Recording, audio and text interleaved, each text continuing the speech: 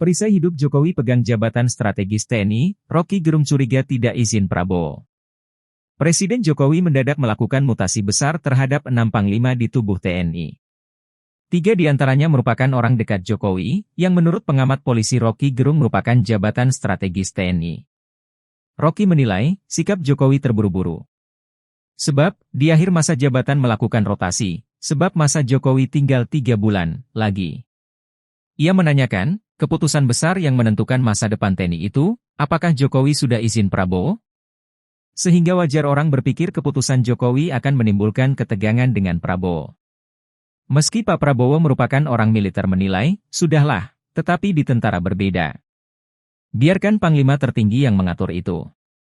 Beda jika negara ini darurat, Indonesia perang, perlu siaga, enggak ada soal. Tetapi ini kan orang baik-baik saja, ujar Rocky. Menurut Rocky hal ini tidak baik akan menimbulkan kekakuan, kenapa tidak menunggu Prabowo, kan 3 bulan lagi. Menimbulkan kekakuan, masa 3 bulan mau dirotasi, ujarnya. Diketahui, 3 jenderal yang pernah berada di lingkaran dekat Presiden Joko Widodo dan merupakan perisai hidup bagi Jokowi, yang mendapat promosi jabatan. Yakni, pertama Pangdam Jaya Maijen Muhammad Hasan, menjabat sebagai Panglima Kostrad TNI AD.